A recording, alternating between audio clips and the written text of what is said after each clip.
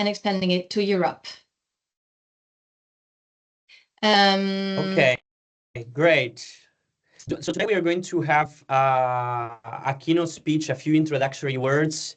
We are very happy to be here with Lucie Blondel, who is the coordinator of the Circular Regions and Cities initiatives. So she's going to say a few words about the priorities and the EU policy context in the circular economy, and also about the Circular Cities and Regions initiative. Thank you very much, Lucie, for being here with us. The floor is yours. Good morning, everyone, and thanks for having me. It's always my pleasure to get to hear more about our dear CCRI related projects. I'm here today indeed to update you on the new EU policy priorities in the area of the circular economy, as well as to update you on some upcoming funding opportunities. I will be happy to say a few words about the Circular Cities and Regions initiatives in case you don't know it by now. I was introduced by Giorgio, as he said. I'm from the European Commission, and I'm in particular coming from a unit in charge of green transitions. The CCRI, Circular Cities and Regions initiatives, is my main file, let's say, in this context. So let's go straight to the EU R&I policy framework. In December last year, the new European Commission began its new mandate, as you know, for the 2024-2029 period. The objective is clearly set in the EU political guideline that were published end of last year, and you will see there that the Commission aims to move towards a more circular, resilient, and competitive Europe. That's really our motto for the 5 years to come. And as you can see in the slides, the Commission's President, Ms. von der Leyen, recently re-highlighted in particular innovation and circularity as key element of this transition. So the new EU priorities are set and they're strongly based on key report that I would also invite you to read, including the Draghi report, but also others that do highlight some horizontal challenges as well, and call for a stronger consideration of more horizontal issues like sustaining investment and closing the skills gaps, which I believe are objectives that are at the very core of project like yours. In my next slide, you can see the concept of the circular economy, which has become really quite a centerpiece of the EU policies, and this is, in my view, a positive development. You can see already in last year, in 24, the launch of some long-awaited regulations, in particular the eco-design for sustainable products regulation, which takes which is a quite ambitious regulation and set standards for the environmental performance of products throughout the entire life cycle, but also introduce the new digital product passports. As you can see, circularity is clearly seen as a strategic priority. That's also the case as part of the recent Clean Industrial Deal communication that was recently revealed, which sets as an objective making the EU the world leader on circular economy by 2030.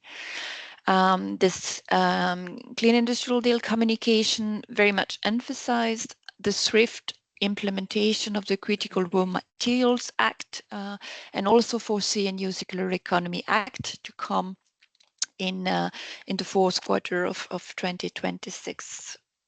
It also aims to drive competitiveness by giving certainty, more predictability to companies and investors, which I believe is also going well in direction of what you have been targeting through your initiative. There will be of course more besides what is in this slide, but I think this is just to basically reconfirm the strong signal coming from the EU when it comes to strengthening and accelerating the circular economy transition.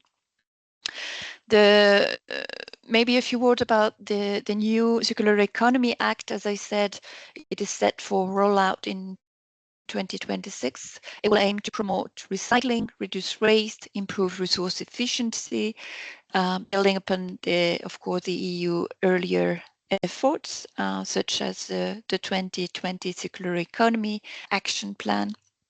And a few others. It will all be about creating market demand for secondary materials. It will also be about establishing a single market for waste, especially for critical raw materials. In this slide, a few words about the bioeconomy strategy, because of course there is a lot of circularity in it. Also to say that there is an ongoing call for evidence and public consultation currently running. So if you feel like sharing your views, please feel free to take part in such a call. It should also offer a few targeted workshops. They are planned for May and June, and a good occasion to again share your insights. So now maybe more. Sorry. Maybe someone has the microphone open. Just please. That's not for me then. No. In case you have your microphone open, please remember to mute yourself. Thank you. Thank you, indeed. So this is just to tell you a few more words about the funding opportunities. And of course, as I'm from DG RTD, DG Research Innovation, I can only start with our Horizon Europe program, which is our main funding program for research and innovation. It is a fairly complex structure, but just to say that there are quite a number, it's actually raising number of circular economy related topics and actions that can be defined, for instance, across clusters 1, 2, 4, 5, and 6, but also under the European Innovation Council. That's what is highlighted in yellow in the slide. So quite significant opportunities for circular economy project to benefit from EU funding. You can have a look at our work program topic text, of course, where you would see that the EU focus on key material streams, such as the one from the Circular Economy Action Plan. The idea is also to support more value chain integrations to move towards digitalizations and support data management. There will be more topics published soon, so stay tuned. But of course, the EU contributions remain at least as significant as for the previous years, if not gonna raise again. You see the average EU contribution in this slide. This one is just to already pre-inform you that there will be a dedicated Horizon Europe Cluster 6 Info Day, so really focusing on circular economy related topics. This will take place online on the 20th and 21st of May. So if you can, I would invite you to join. And this is today, so of course too late for you to join, also because it's an in-person meeting, but of course a lot will be published on the Circular Bioeconomy Joint Undertaking website. This is another another program focusing on circular bio-based projects, really big projects. Here again, if interested, a lot is available online. So now back to the Circular Cities and Regions initiative. For those who may not know, this is an initiative that was launched as part of the EU Circular Economy Action Plan with the aim of supporting the implementation of circular systemic solutions in EU cities and regions. And this is an initiative that is also funded under Horizon Europe, and this is where your projects is also very much connected to. This is to tell you a bit more about the structure of the initiative, because of course it's not only about supporting the implementation by providing technical expertise, which is something that we do through a dedicated secretariat and through dedicated demonstration projects under Horizon Europe. But the idea is to go one step further and really improving the investment readiness of this local circular economy projects with project development assistance, which is provided under the InvestCEC project, but also in partnerships with other organizations. The European Investment Bank is, of course, one of our key partners in this through their Circular Cities Center. I'm sure that Jonas will tell you more about it in a moment.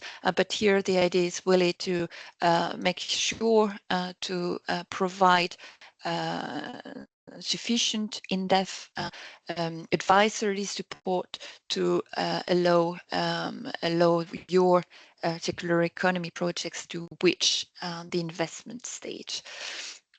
So here, this is a slide that summarizes what we have been able to achieve over the last 4 years now through our initiative.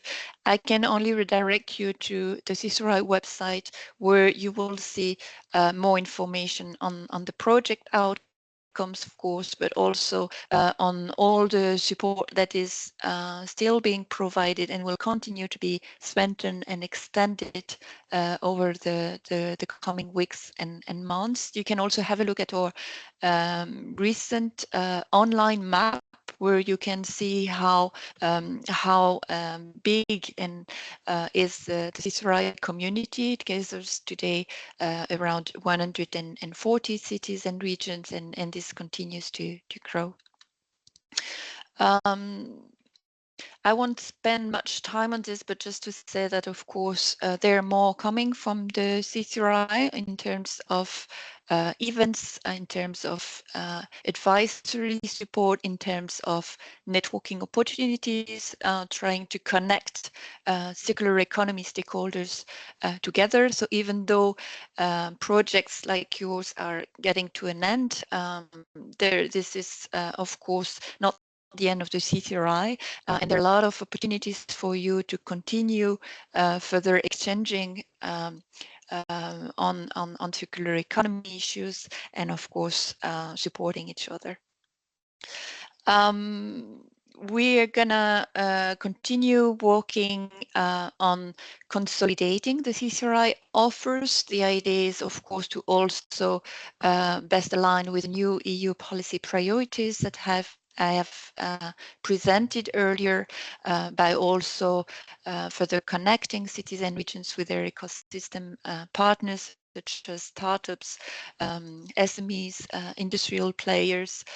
We will also try to reach regions where the CCRI has not been so much present, so much more to come. I will maybe finish with a slide just to say that there will be quite a celebrating moment this year as part of the EU Green Week. That's when the CCRI conference will take place on the 5th of June. The registration will open soon. It will actually open in a couple of weeks. So I would really invite you all to come here in Brussels to get to know more about what we have been achieving through these projects, with what we have been able to demonstrate with the support of our CCRI pilots and demonstrators, where you connect again with other CCRI stakeholders. And that's I think it from my side. Thanks a lot for your participation. That's that's my thank you slide, and back to you then. Thank you very much, Lucie. It's great to have this overview of what the EU is doing at different levels to push the circular economy. We're all, of course, very curious about what is going to happen with the Circular Economy Action Act. So yeah, I mean, I'm sure that we will know maybe a little bit more about it in the next few months. And also, it's great to see how the circular citizen regions and initiatives is supporting, let's say, the coordination about all the stakeholders. Me personally, I'm in the InvestCEC project, and also Geraldine is part of the CCRI as a project, as resource. So it's great indeed to connect with you, and we hope to have more events together, and to stimulate further discussion on the circular economy, and with all the participants. So here we're going to have a discussion further on all the priorities, and the participants are also going to introduce some of their ideas for the policy, let's say, priorities at different levels. So now I will leave the floor to Geraldine again, who is going to talk a little bit more about our workshop and what we are going to do. Giorgio, yes. Just before you switch, sorry, there was just a question in the chat for Ms. Blondel, asking if she can actually share the link for the event in May. Yes, we have someone interested in the info day. Thank you, thank you, Hélène. That's it. Sorry. Thank you very much. Well, yes, thank you very much, Lucie, for this very clear and insightful presentation.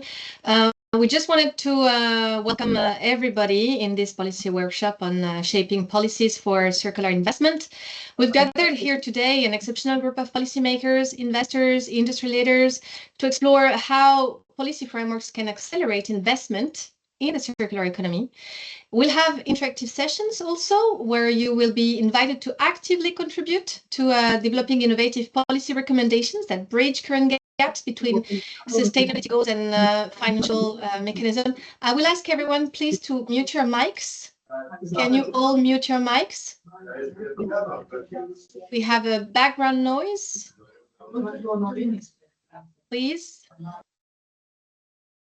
Thank you. Your experiences with the policies supporting circularity are very valuable, and that's what we wanted to have these interactive sessions with you. Our goal really today is to foster a meaningful dialogue among all diverse stakeholders that are present here today, driving the circular transition. By connecting policy expertise with practical investment challenges, we aim today to create actionable recommendations, really actionable recommendations that can move and remove barriers and create incentives for circular investments across supply chains, business models, capital markets. Here we are, here we start, and I give back the mic to Giorgio.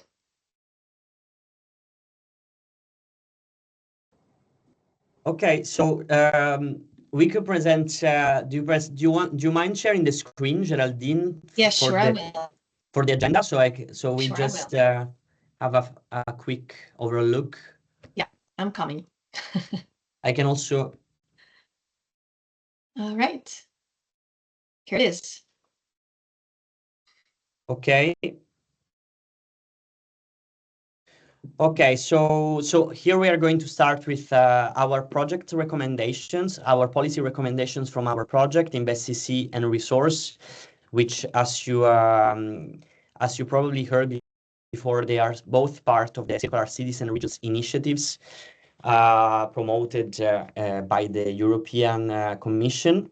So we are going to have after that a quick interactive session for you to give us your opinion on what we propose, and then we are going to talk later about that, and we're going to leave the floor to our facilitator Ellen Dworak for this, and then we are going to have an interesting panel discussion, boosting investment readiness in the circular economy through policies.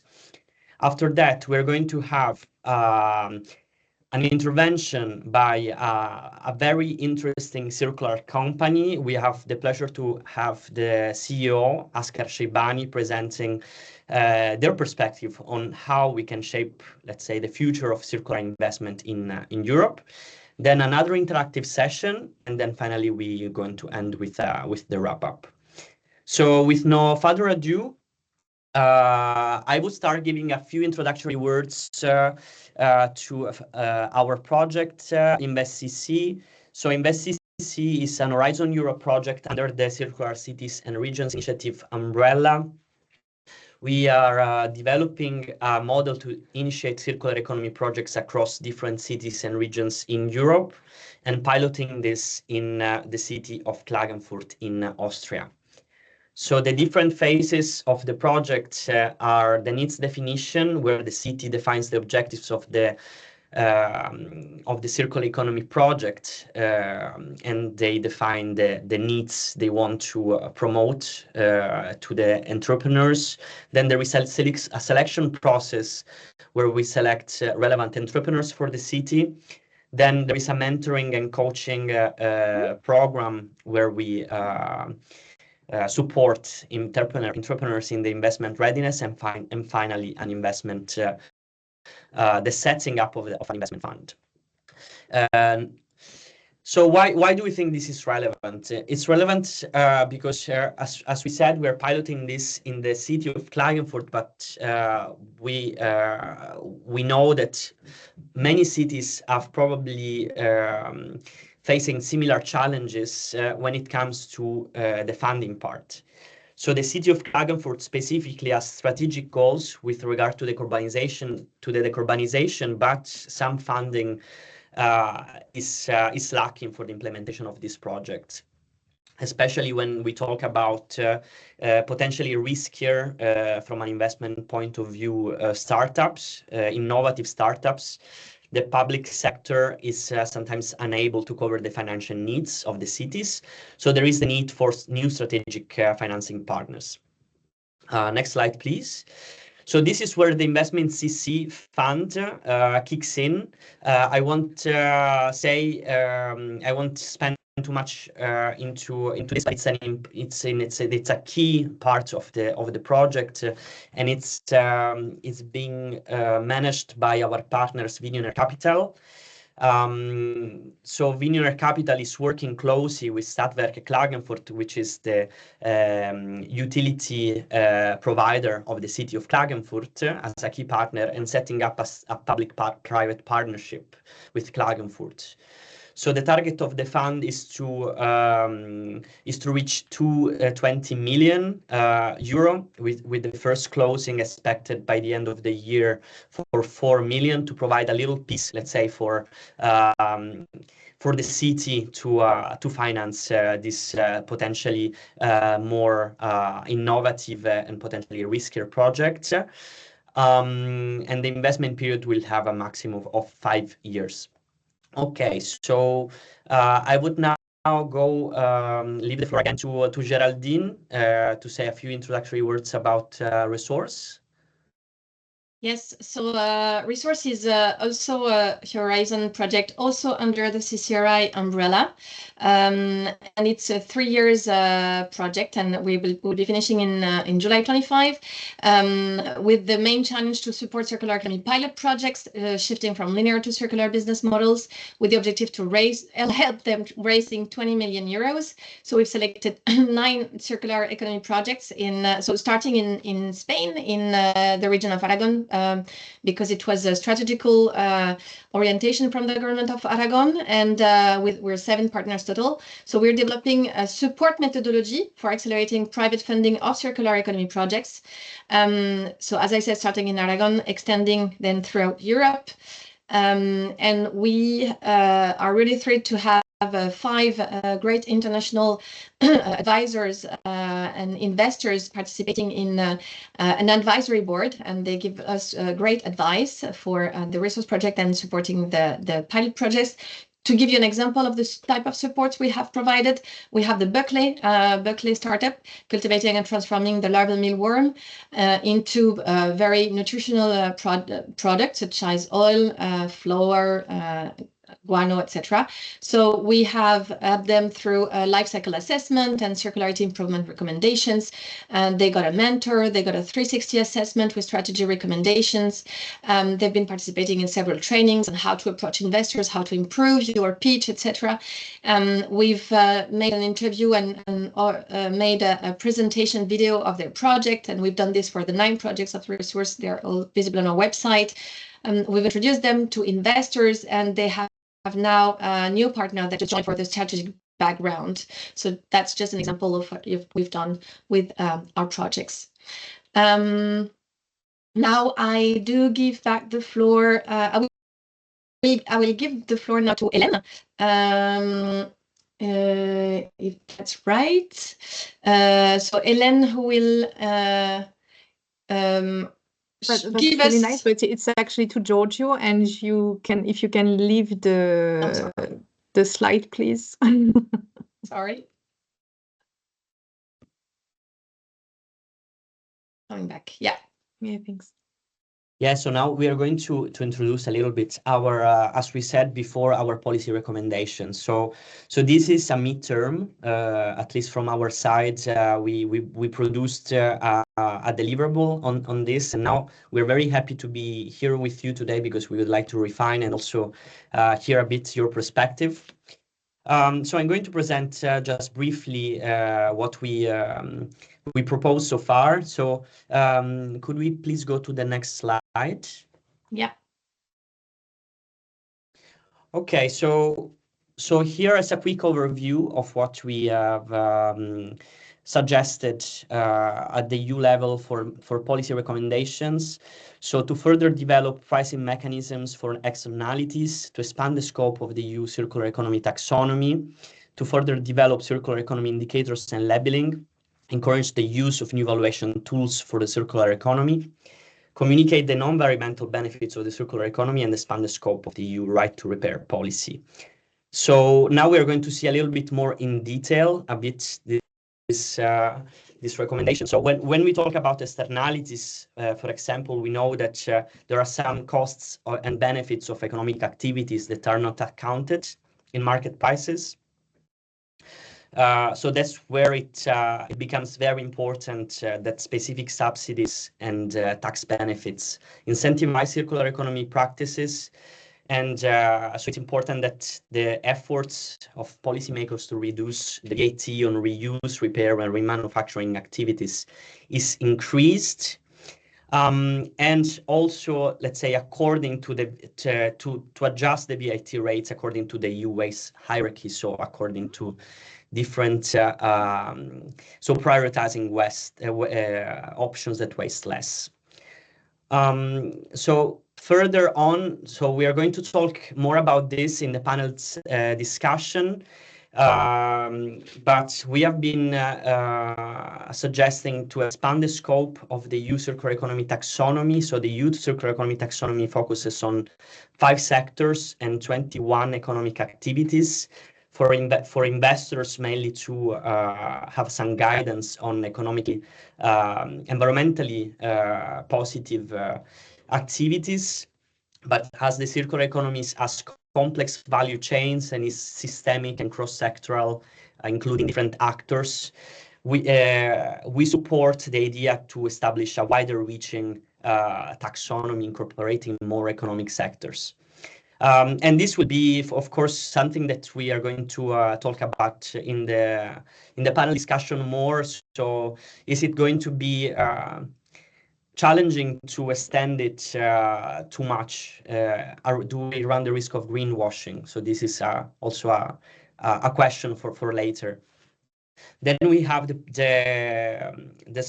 recommendation to further develop circular economic indicators and labeling for investors to have more guidance about the sustainability and profitability of circular products. This is because investors are clearly increasingly aware about the importance of prioritizing sustainability, but they also want to they also care about profits. So there is a need for further developing key indicators that help them assess the potential of a company, of a project in terms of circular economy performance, but also in terms of added value. Then the communication about non-environmental benefits of the circular economy is also particularly important, especially when it comes to the social benefits. So not only not only environmental benefits to develop the market and raise awareness, but also the social benefits. For example, to be able to sell remanufactured products at a lower price, the importance of creating more jobs in repair, the importance of building a positive reputation for companies who are active in the circular economy, and also create new streams in secondary markets for spare parts, for example. And then last but not least, there has been lately some interesting developments in the EU right to repair policy. There is recently adoption of the directive on common rules to promote the repair of goods. Unfortunately, only some products are included. There is no repairability score, which would support the consumers in making a sustainable choice, and also there is no right to obtain internal products for consumers. Strong repair policies, of course, can open new market opportunities for companies and stimulate the investment in repair technologies. So when it comes to regional and local policy recommendation, this comes from our experience also in the InvestCEC project. Of course, circular businesses are inherently local, so there is the need for regional authorities to take the lead in the support and also to promote multi-stakeholder collaboration between entrepreneurs, investors, and policymakers. If we can go to the next slide. So now we are going to the resource midterm policy recommendations. Thank you, Giorgio. Thank you. Hello, everyone. So I'm Helen Brack. I'm working with Geraldine at GAC. I'm a consultant on innovation and public policies. So we have been working on a few, so it's actually not midterm because for us it's the end of the project, but we have some policy recommendation we started to work on. The idea is to push forward and accelerate the circular economy and fundings and awareness. We have 5 of them and I will present them to you now. Can you move to the next slide, please, Geraldine? Thank you. So the first one is the idea to facilitate and reinforce the service functional economy. If you are not familiar with that, I'm talking about an economic model where services, rather than goods, drive growth and value creation. And we are moving from an economy of ownership to an economy of service and use. For example, Netflix, which offer a platform, a streaming service, instead of selling DVDs, what we actually have been growing with. This new economic model can be accelerated through the public procurement and public-private partnerships. These partnerships will help absorbing the cost of the first cycle of the production of the products, making the transition to a circular model more affordable. And it will help to extend the lifetime of the product to encourage to reuse the component and raw materials up to 78%.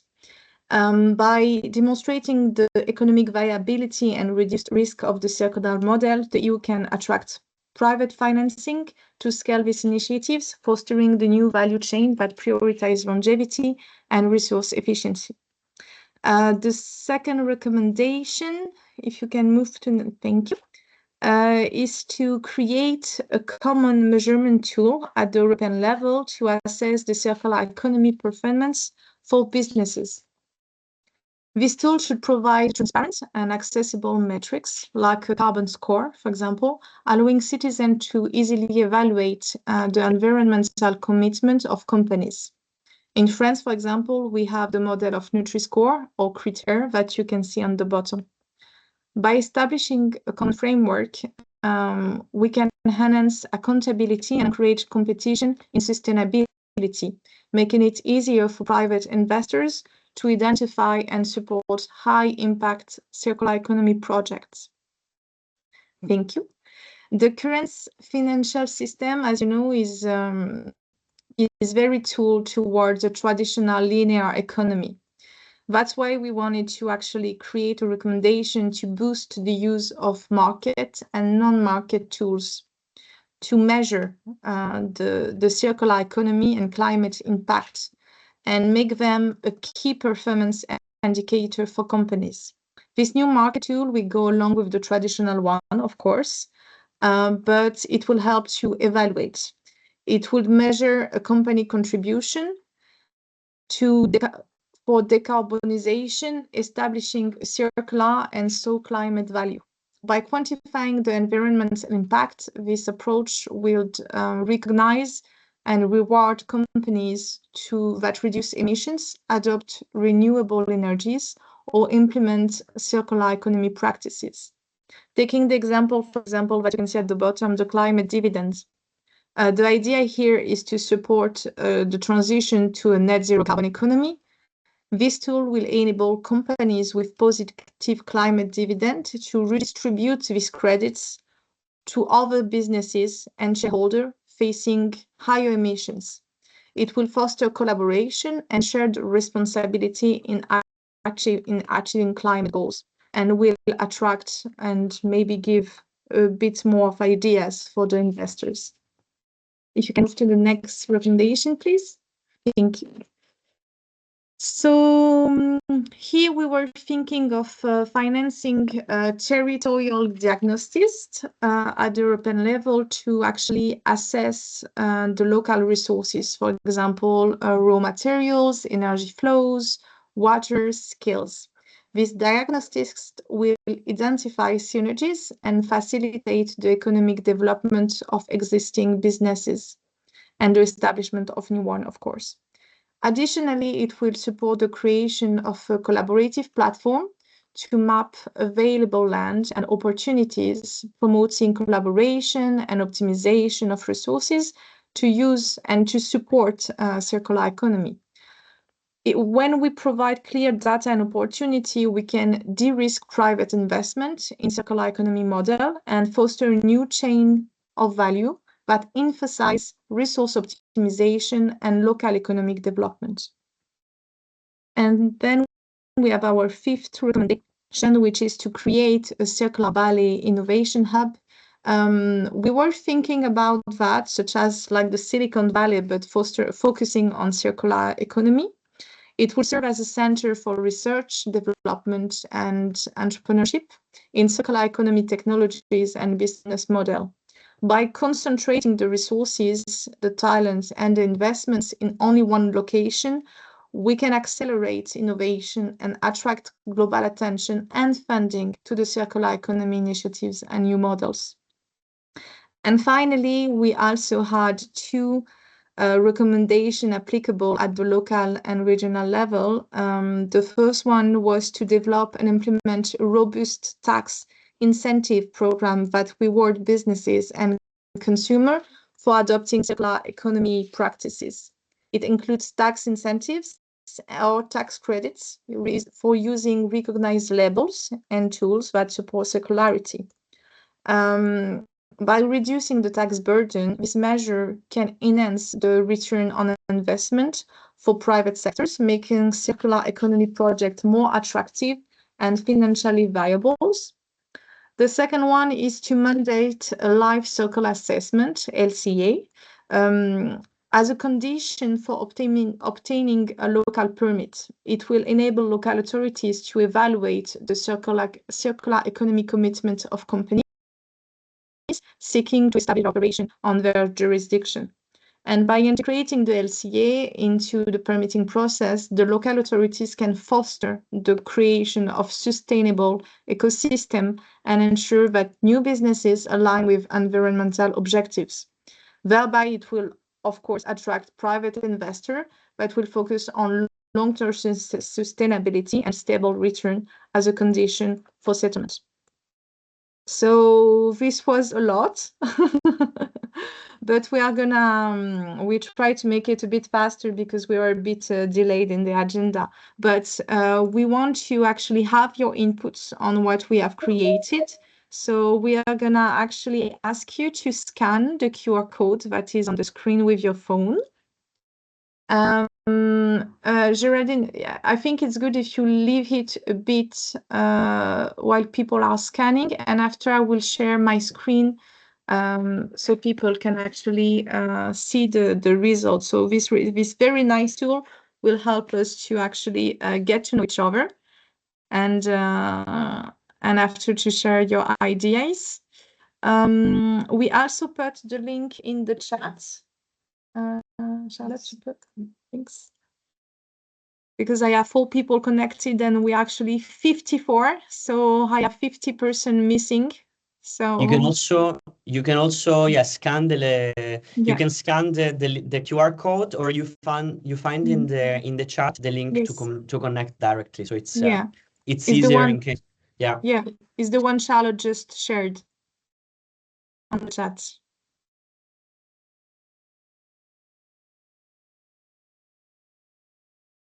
Okay, we are moving forward. I have 10%.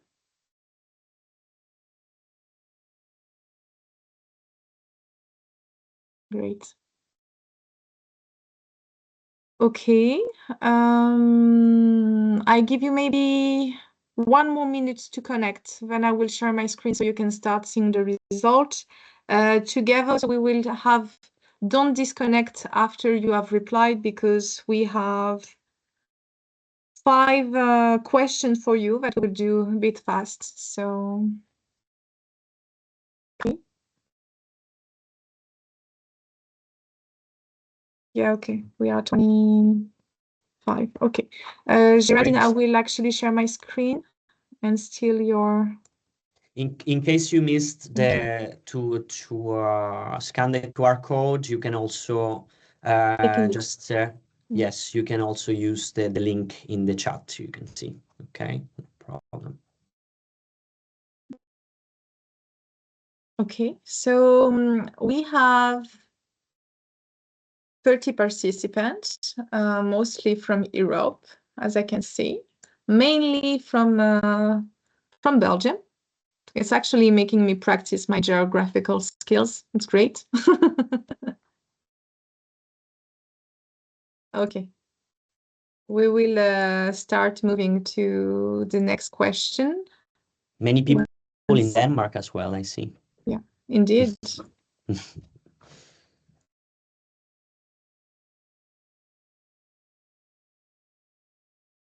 Okay, we are stabilized. Okay.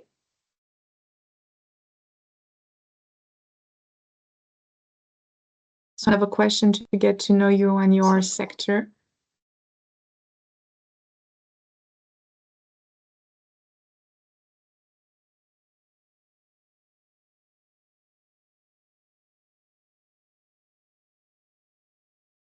It's actually a very nice tool.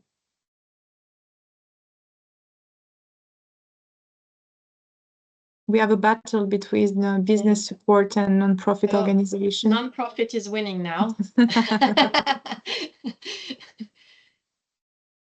Yeah. I'm sure we have many networks and umbrella organizations involved. I guess Maybe the other ones maybe can just add it in the chat if they want to make to say what they're from. Good. Non-profit is winning. And then business support. And then companies, that is really good because you're actually at the heart of the circular economy model. So Equality, finance, and policy. Research. Okay. Okay, thank you. Okay, so I will move to the next slide. So here we are asking you to rate our policy recommendation that we just presented. You can grade them from 1 to 10, 10 being the best option and the best choice. It's on two parts because we had a little programming issue. So you will have 7 there and 7 on the other with the local practices and recommendation. We'll leave you sometimes 2 minutes. So we are still on time.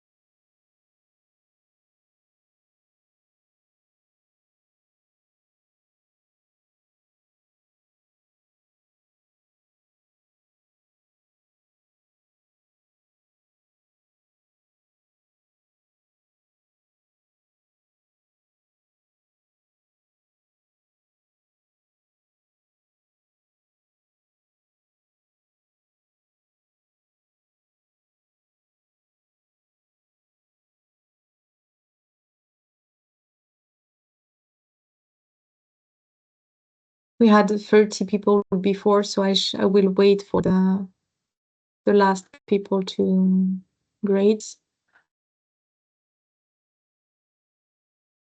We can see that communicate on the non-environmental benefit of the circular economy is a real challenge, as well as indicator and labeling.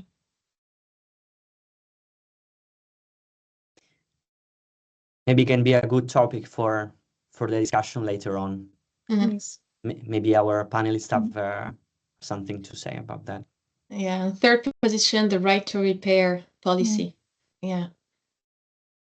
Good. I will move to the next policies. Yeah, 33 votes. Recommendation. So boost the use.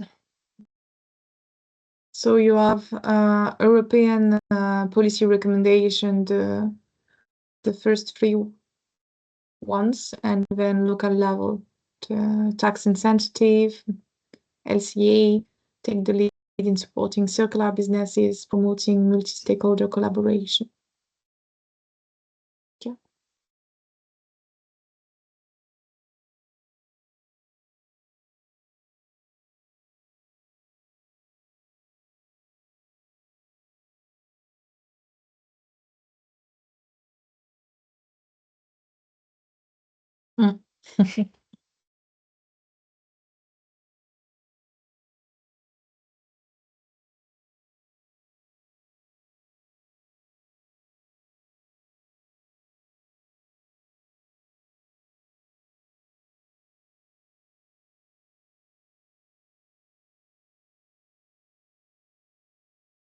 Looks like tax incentives is a game changer.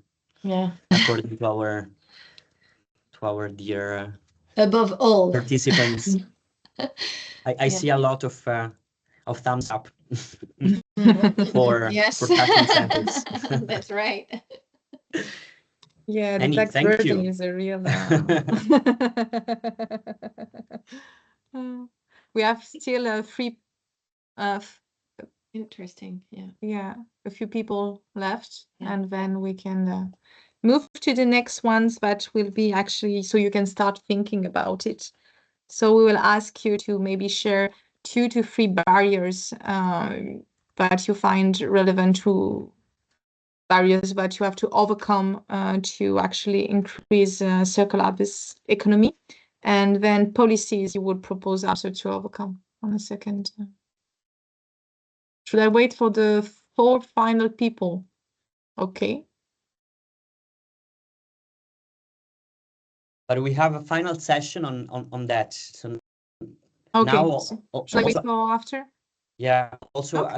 as we are running a bit late on the schedule, we can do the panel discussion, and then also our participants will have more food for thought after the panel discussion. I think they will feel more inspired, so we can talk about it later on. Okay, sounds good. So we have 1 person. Yes, we're full. Okay.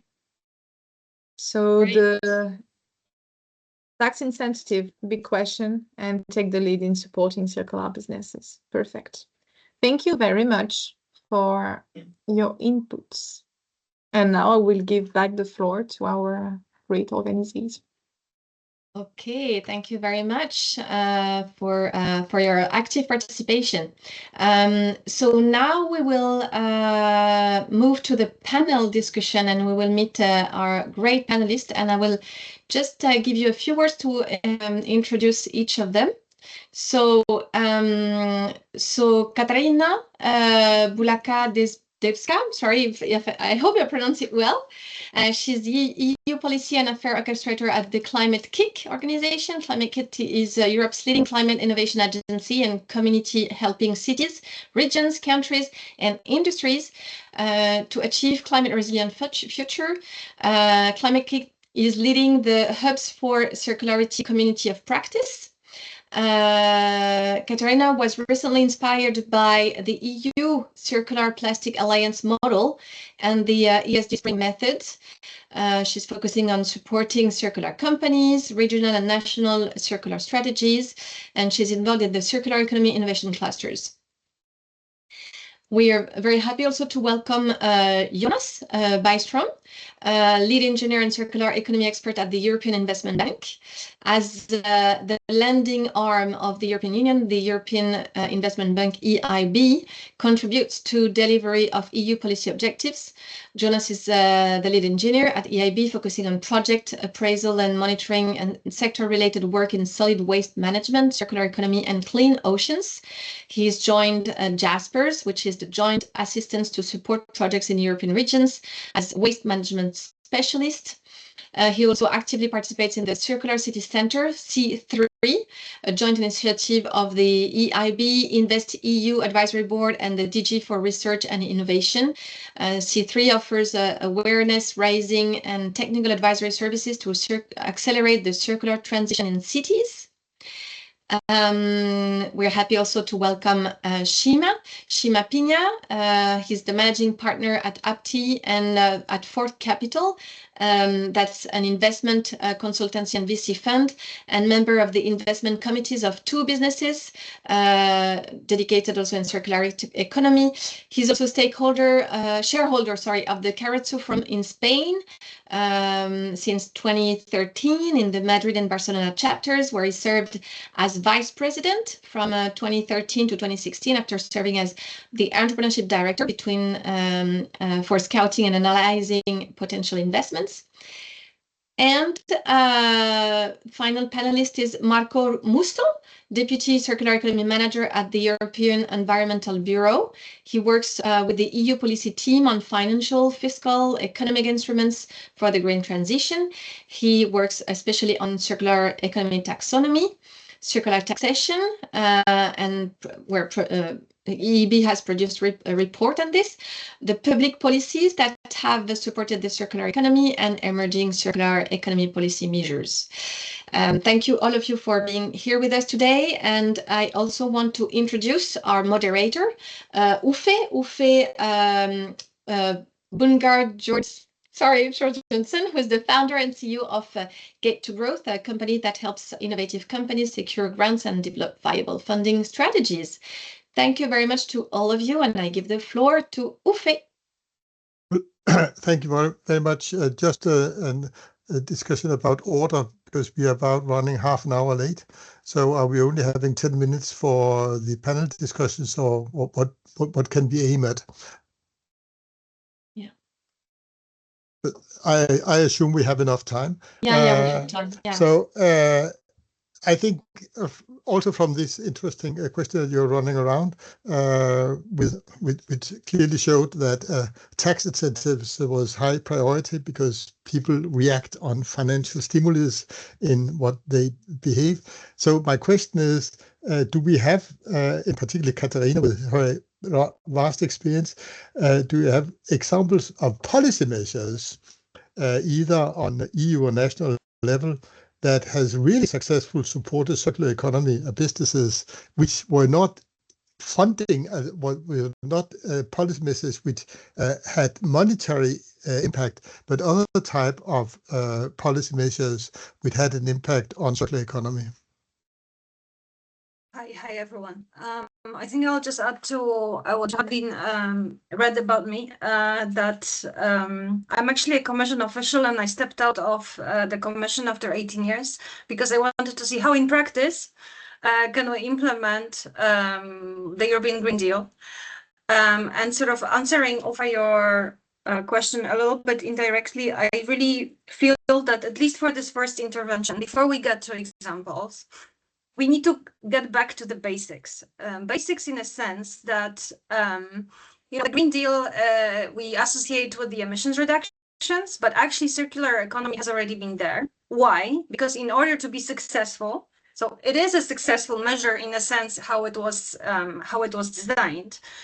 In order to achieve climate neutrality and to actually deal with the real challenges we are facing now, which is, overshoot of planetary boundaries, you really have to work in systems. You have to look both at emissions and in circularity.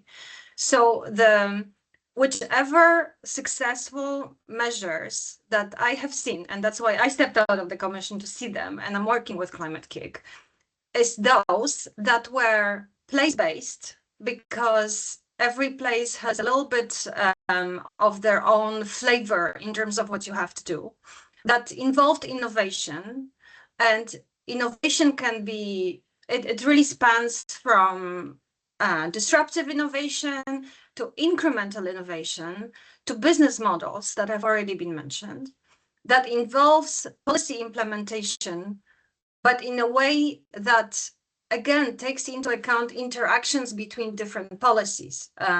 If we think about biofuels are really good if you just measure their emissions, but if at the same time you happen to be a region or a city where you need to take into account food production, because perhaps due to climate change there are droughts or floods, you cannot kind of remain in one policy, you have to be across policies. And of course, it's very difficult to do, especially at the EU level.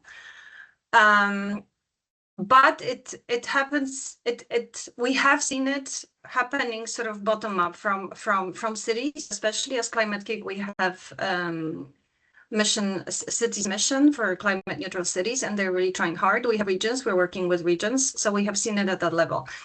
You mentioned taxes. I can never help myself to remind everyone that taxes are not EU level measure. So it's a kind of plea to all the people here, people who happen to be consumers and voters, make it known to your governments that, if taxes is the thing, let them know, because like what is happening, and I circle back to kind of the overall political situation where, not in this forum, and that really makes my heart happy, because in this forum we are amongst the people who think similarly. But then you go to the workshops where Draghi report is kind of quoted 5 times over, and people talk about competitiveness, and is competitiveness opposite of circularity and sustainability and so on. Like, we have to, as a community, also for these policy measures and for these examples to be successful, we have to make it known as citizens that this is what we want. Because, the EU level policy is now reacting to what's happening across the member states, and of course what's happening globally. But globally, I always say, is this kind of deer in the headlight moment where, the deer kind of freezes because it's the night and it has been blinded by the lights, and then it runs in the wrong direction. So I think for now, a successful policy measure would be don't run in the wrong directions, they come, and stick to where Europe has competitive advantages. And Europe's competitive advantage, and here I think we have to redefine competitiveness. Like, what does it mean? Competitiveness today doesn't mean drill by drill. It means in medium to long term, the World Economic Forum CEOs have said that in 10 years, 4 top risks that are financial and operational to the companies are going to be: the first one, extreme weather events; second one, biodiversity loss; and fourth one, natural resources shortage. So I know if I answered your question with a little bit of chapeau, but I think it's really necessary because, like, we are in this bubble here. The other bubbles are saying something else. But we here in this bubble, we actually have models that work and that need to be implemented because we don't have a choice. So, and it's actually our competitive advantage in our European model. So thank you. But I have a limitation with my screen. I can't see if any of my other colleagues in the panel would like to have comments to Katarzyna's remarks. Marco, could you please?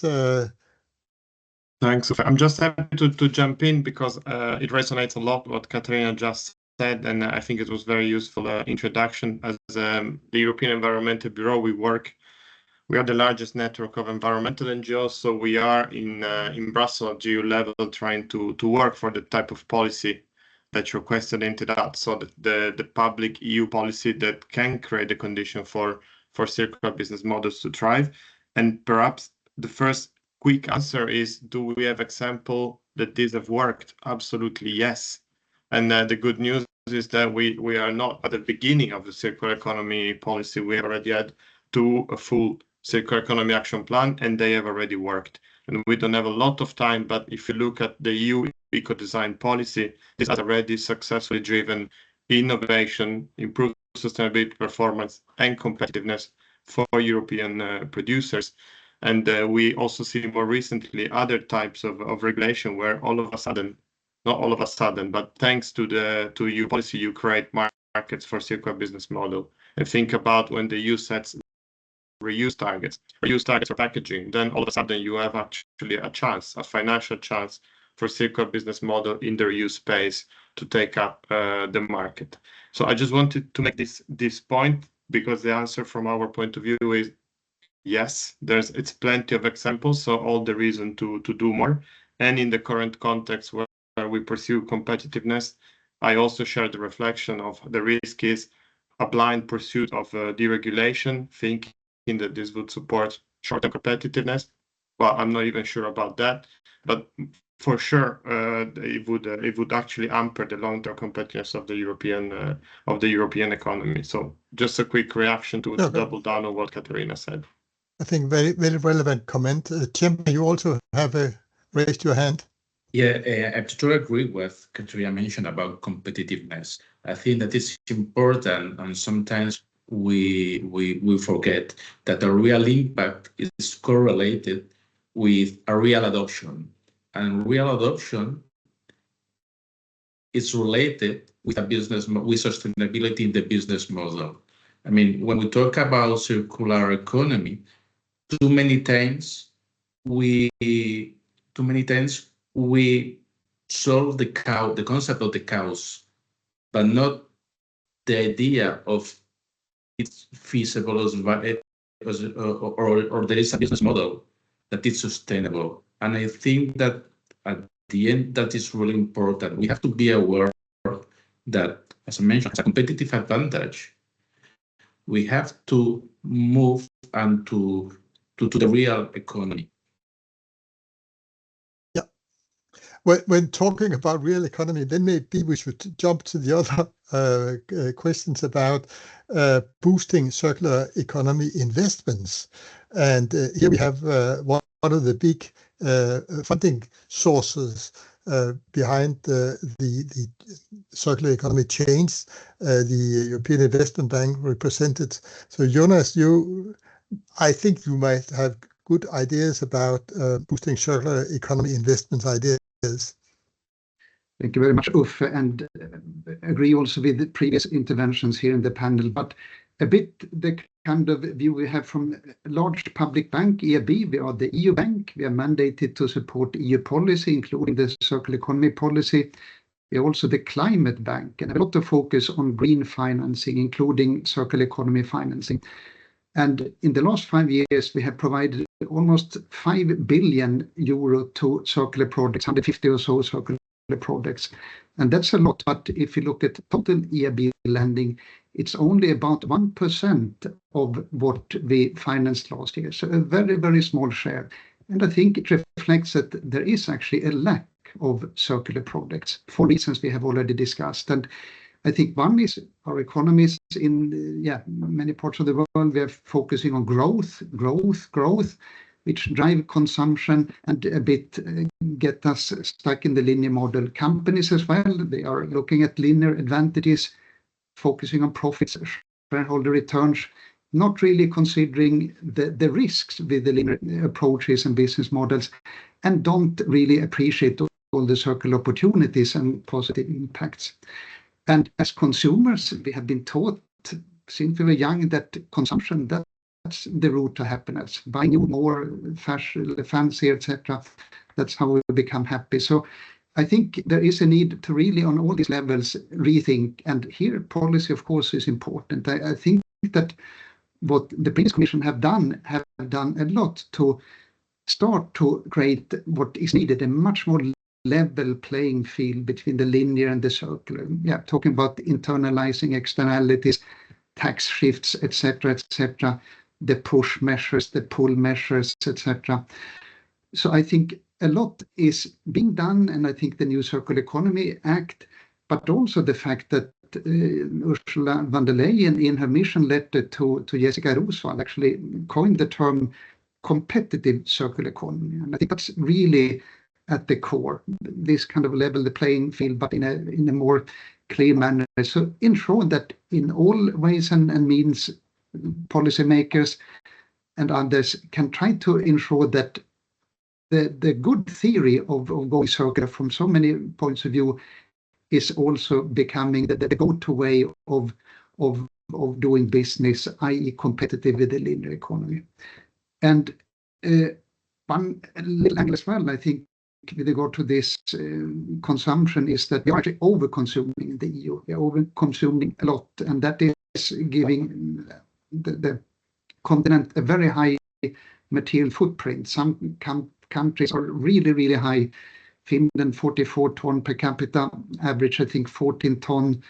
And there are talks that maybe we need a target to go down to something like 5 tons per capita and person in order to be sustainable. So a lot to be done to reducing actually consumption and focusing much more on refusing, reducing, rethinking strategies, and helping us to see that ownership is not maybe the solution, maybe usership with interesting business models, pushing repair, reused, etc., etc. So I think a lot has been done. There are some really good things in the making through the CE Act and new policies that are developed as we go here and coming years. But from EIB as well, and as a financier, we also see that projects that are presented to us are not always, we can say, convincing enough or clear or credible with regard to the documentation, with regard to business cases, business models. So for promoters to really try to focus on preparing these projects so that they are sound, feasible and viable, but also have a clarity and a certainty on aspects that otherwise could raise risk red flags and thereby either, make it impossible to access financing or make the financing costly.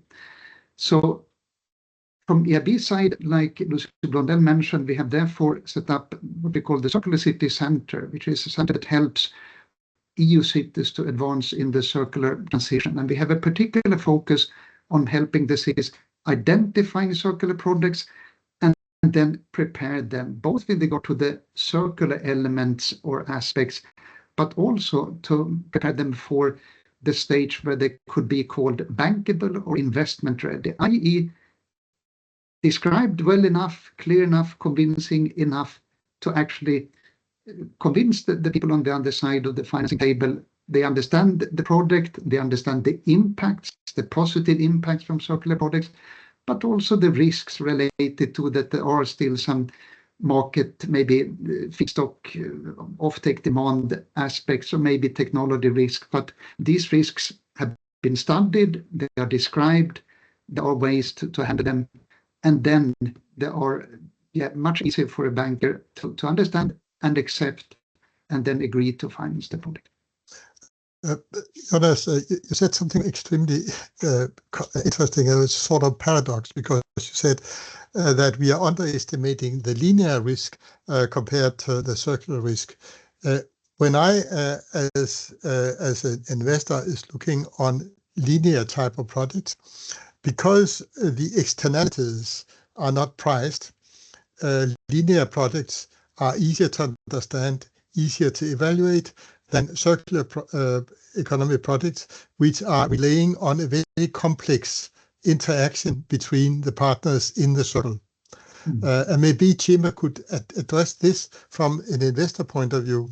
Do you agree that linear projects are easier to assess as investment opportunities, because we as an investor do not necessarily need to take into consideration the externalities? While when we look at a circular type of product, we are depending on upstream or downstream reactions if the single unit in a circular system works. Well, what I see, generally speaking, investors seeing circular economy with excesses or maybe indifference, because too many things, as I mentioned, the entrepreneurs or the managers do not point in the viability. I think we have to make an effort to show the all related to circular economy has an opportunity in the market, because at the end, investors, they assuming a risk, because inherent with investing in earlier stage, they're assuming that, but we have to make the effort to explain that we understand the market. Previously was mentioned about working system, and I think that is the point. I mean, we don't have to consider one thing as an isolated, because the risk is there. When we talk about the risk, means that we have the capability to understand the capability of the market to adopt a specific solution. And I think that's the point in order to improve the investment capacity, the investment capabilities. Do you think in the policy priorities which we are facing right now, that circularity is going to be downgraded from the political agenda compared to defense? Well, because I think there are issues that are not linked in my point of view, because when we talk about circular, and we can take profit of that, because if you consider circular economy instead of something that is the purpose, but a tool to improve the quality of life, because there is a lot of issues that we can as Katarzyna mentioned, we are in a bubble. There are other bubbles with other priorities. So in that bubble, there are huge opportunities to increase or advantage competitive in some aspects, and the quality of life of people, and it's complementary with the point that now other issues is focusing the investment, but there is the opportunities there that's going to be there. But the point is, we have to understand what to define a competitive advantage, because something that will help us to compete against third parties, because we have a knowledge, we have an expertise, and we have to be capable to move from the theoretical point of view to the practice point of view. It's, you know, this is say that at the end, the speed is fixed, but the slowest wagon. So we have to try to understand that, and in order to take advantage of what we know and to understand how we can generate impact. Generating impact is moving all these developments or whatever to the market. And I think that is the point, because there is when we will be capable to be competitive, because at that point we will be the one who will fix the rules of the games. At the end, now we are playing with the rules of third parties. I think we have the opportunity to take advantage of all the knowledge.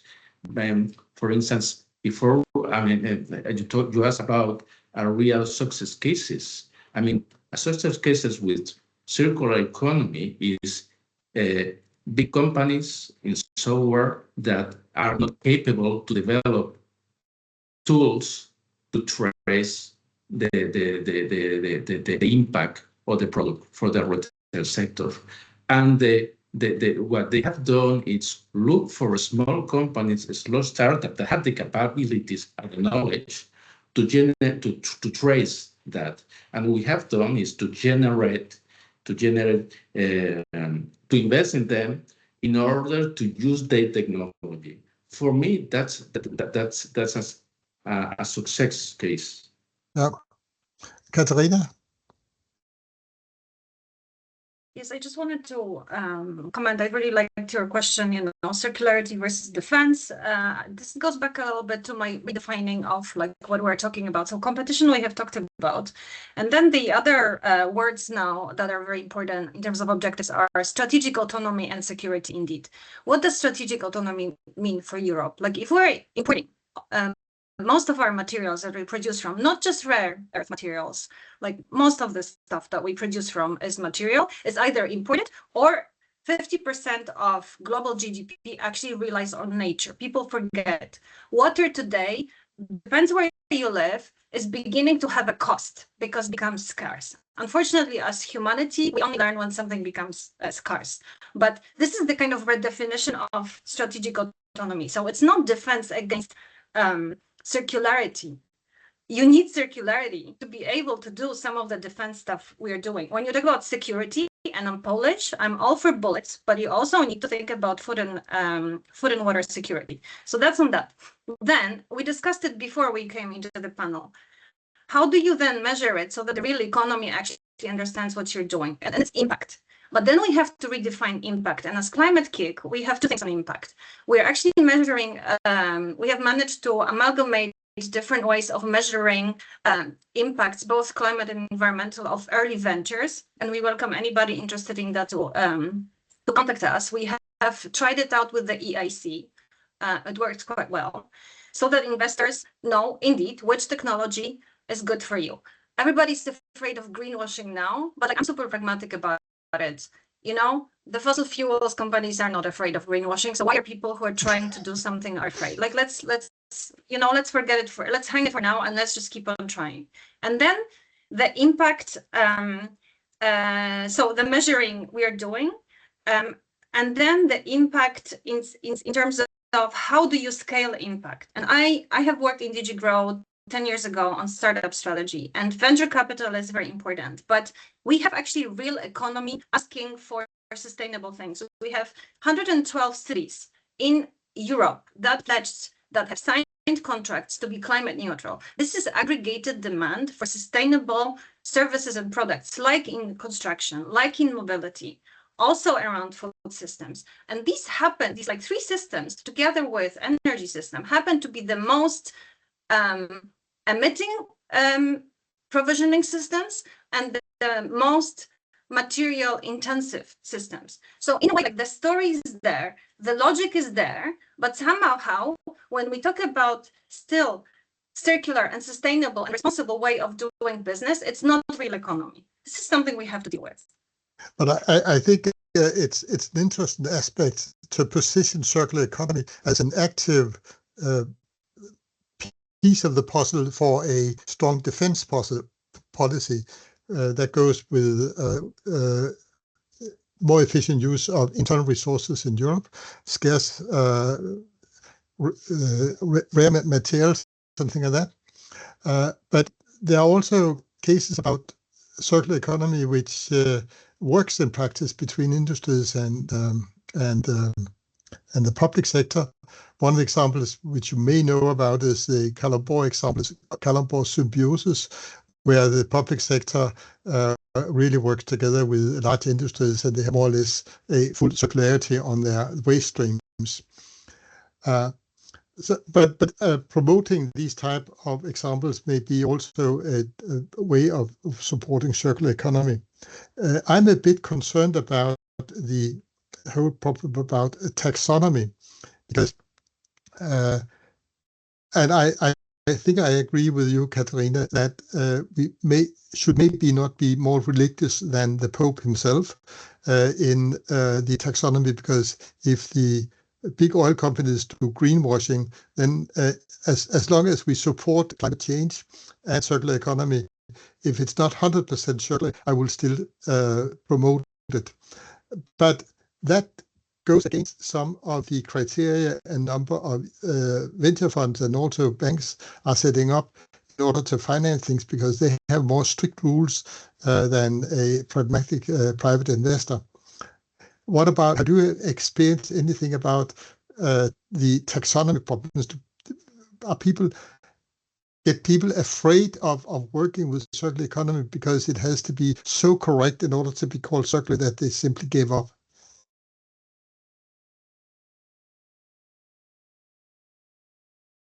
Well, I can, from EIB side, just tell a bit. I mean, we are a public bank. I said we are the climate bank, and from that point of view, we need to adhere to relatively clear and we can say EU-sanctioned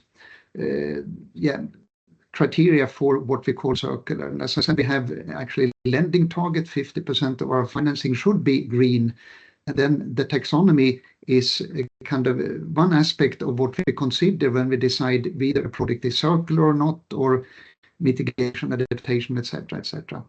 And what we have seen, one thing that was addressed in the questions we got is that the taxonomy is not covering all relevant sectors or all relevant product types. And that, I think, is one little issue. There in EIB, we have tried to complement with, we can say, criteria, taxonomy-inspired criteria for other product types, other sectors, in order to have a bit more comprehensive framework for the kind of products we do. But we also, I think, see that some of the criteria, the substantial contribution criteria, are potentially aiming a bit too high, and it are in some sectors, even with ambitious promoters, a bit of a challenge to actually tick all the boxes and reach all the percentages or criteria. And I hope and assume and actually understand that there are, I mean, plans from the Commission to look a bit and revisit what have been presented in the first two delegated acts. And hopefully with time, this would be a bit more comprehensive, covering all relevant sector product types. But hopefully also, in my view, I mean, it would make very good sense to ensure that these are, ambitious, so as not to allow any kind of, on the paper, circular or pollution prevention, but real substantial contribution, but attainable. Because if they're not really attainable by ambitious promoters and companies with high kind of goals, then it kind of disserves the purpose in a way. And then, I mean, your point of that, in addition to what is then substantial contribution, I mean, there are also things that are contributing but potentially not meet the target, and which, of course, is better than what's going on and over-consuming and contributing to ever-increasing material footprints, and then getting further down into this autonomy Katarzyna talked about, and what is an important linear risk for those companies stuck in just producing and selling without looking at ways of looping in and going for new service models, circular service models. So that is. Now all the five of us wizards have been talking. Are there any questions from the audience to what have been discussed here? Giorgio, do you have any overview of that? So I don't see questions from the audience. So my suggestion is, since we have to wrap up in 5 minutes, to leave the floor to Askar Sheibani from Comtech. Maybe we can have a last round. I see that Marco wanted to say something. And if the audience has any questions, they can write it in the chat. And in case our panelists can stay just a few more minutes, and then maybe they can just address the question in the chat, if that's okay for everyone, so that we can have let's say a last round before we move to the other session. So yeah, I invite everyone to write the question in the chat. Thanks. Thanks, Giorgio. I can go very quick on the taxonomy, so then we have time for the question. It was just a reflection, because we understand the calls for improving the usability of the current taxonomy, and even to simplify it without reducing the ambition. But just when we looked at the taxonomy from a circular economy perspective, we see the job is not complete. So we might think about extending the coverage, but if you look at the do not significant harm criteria for circular economy across the taxonomy, they are missing for so many activities. So it would be possible to have a project, for example, about producing single-use plastics, which qualifies as substantially contributing to climate change mitigation, without having to meet any do not significant harm for circular economy.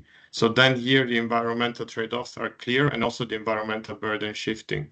So in a way, we can consider widening the scope, but also tightening, as in making sure that the taxonomy doesn't result in environmental trade-off and burden shifting between different environmental objectives. And then I wanted just to rebound on a point that Jonas made, which I felt was very important. You hinted at the possibility or the need for a target on resource use reduction. And this is something that we consider absolutely strategic, because a target is also what enabled climate action, climate investment, and so much finance going into climate mitigation. We don't yet have this compass at EU level. And then this probably, we consider it would create also an EU commitment to a resource use reduction target, would create a certainty that if your circular business model is actually promoting a smarter, wiser, more responsible use of resources, there is an horizon and there is a market that will open up. And I've taken too much time, so I'll stop here. No, it was absolutely valuable, your contribution.